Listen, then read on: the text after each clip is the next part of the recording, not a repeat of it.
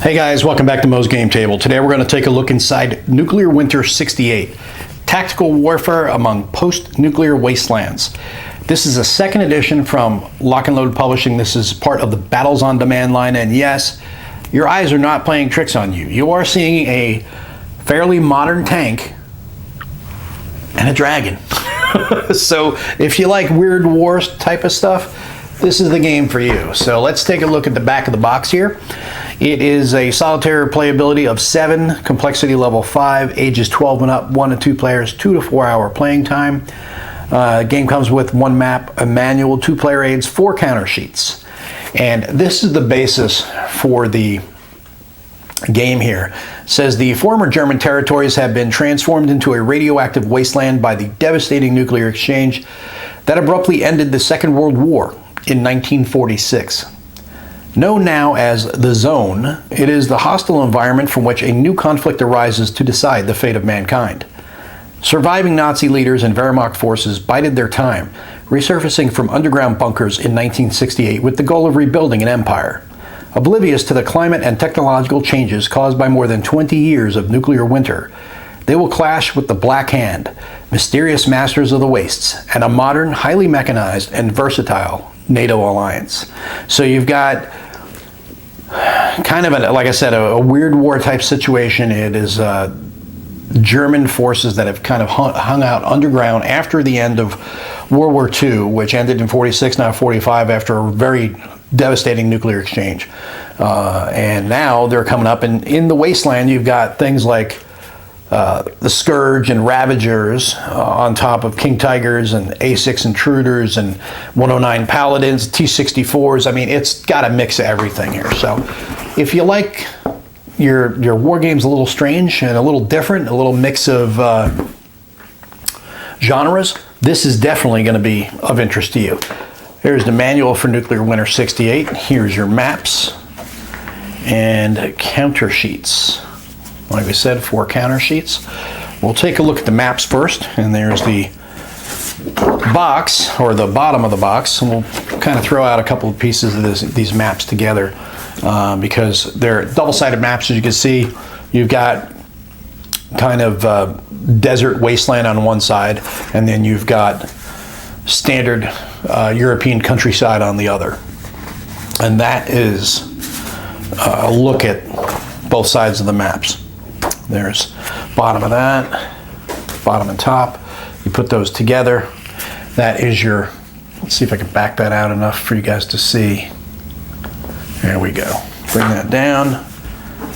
And that gives you a look at the desert side, and then the standard nice European side. That's before and after, I guess we could call that. So here are your events tables and terrain chart. This is what you're going to need to understand all the events that are going to happen in the game, your terrain chart, and then you've got your line of sight examples and how these work when it comes to support, things like that. And we've got our manual, which we'll come back to here in a moment. We want to first take a look at these counters. We've got a bunch of admin counters here. You've got radiation, contact, biological, chemical up here. And then you have finished and morale. And then you've got some more admin counters. These are barrage, smoke. So all these are, that's your artillery symbol. That's all your arty missions. And then you have Derek Castle. I guess he might be the man in the high castle. I don't know, but being that we like to see these alternate World War II situations. Then you got Shaken, Smoke, Rex, Events, and Morale. And then we got our units. Here we've got layer units, E100s,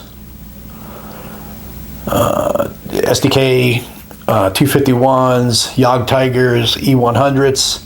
You got V2 rockets, Hummel, Verbelwind, you got Stukas, you got a little bit of everything. You got your Waffen SS, Pumas, and King Tiger, all up top. That's for the German side. I didn't even go to the bottom. Then on the bottom, we've got R300 Scuds, T-64s, M113s, M60A1s. We've got Ranger units, Spetsnaz, more Spetsnaz. There's a Spetsnaz group. Counter, that's I believe the headquarters counter, and then you've got more Rangers, Hueys, Rifle Infantry, BRDMs, A6 Intruders, Shilkas, and some Law units. Then we get down here to the Ravagers, which are going to be the Black Hand, and you got Rancors, Magrims, and the Scourges. Those are the dragons you see on the cover, and then these Blighters and Herpex units. So kind of a little mishmash of everything from modern to some kind of adjusted modern stuff in this fantasy type setting. And here's your manual. It's going to be a little bit different than what you're used to seeing with the other Battle on Demand things, Battle on Demand manuals. This text is fairly small, so there's a lot packed into this book. You really are going to have a ton of stuff here because it's 16 pages. That's where the scenario started, page 16. But as you see here, there's a lot of text on these pages, so there's going to be a lot to go through and read. Like the other Battle on Demand games that I've covered, they're pretty big lettering. It's pretty easy to read. This is going to be smaller, so you're going to have a lot more packed into each page. Breaks it down into infantry, vehicles, aircraft. You've got your formations and markers, and then you have your gameplay, and it explains terrain, how terrain works, your terrain effects chart and events table. Then you have combat, and then the campaign, when you want to play the campaign system. And that's all the different setup here for what's going on. You got Prodigal Sons on day 8, Power Strike day 13.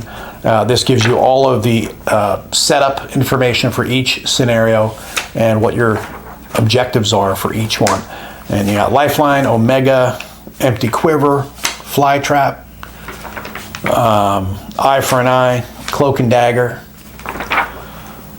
Parsifal, Black Steel, License to Kill, Reverse Knee, Masquerade, Fratricide, and Final Victory. So there's definitely a ton of scenarios in here already that come in the base game, and that's a lot of game in this box.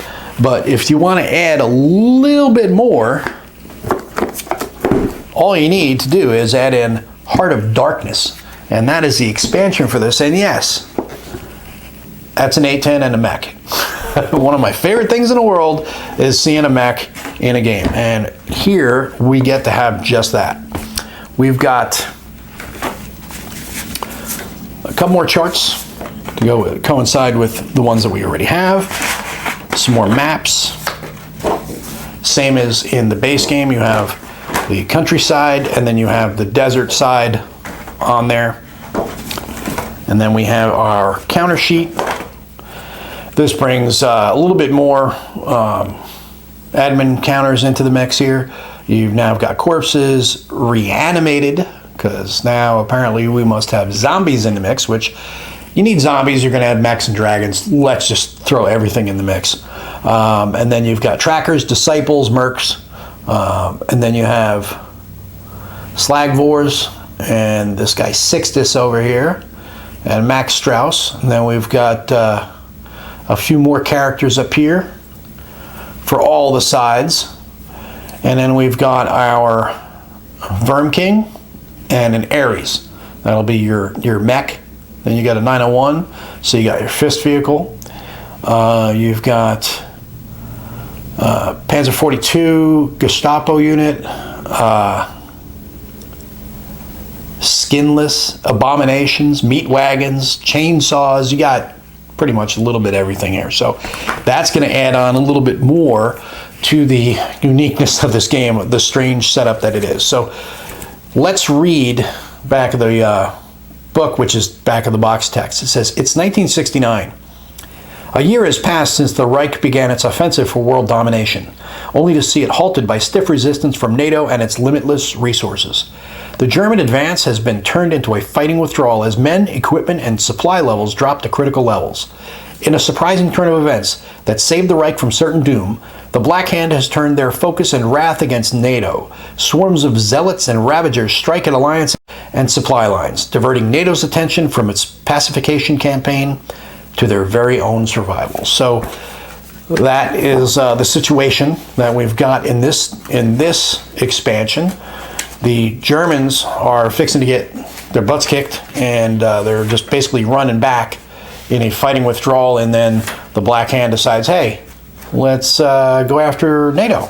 So that kind of changed things around. Now NATO, who was cleaning out the Nazis, they are now having to deal with the Ravagers and the Black Hand. And it's been a tough go for them, so now they've got to fight a two-front war, and that definitely changed things up as you see a bunch more scenarios in here. So you've got a really pretty deep campaign for these two games when you put them together.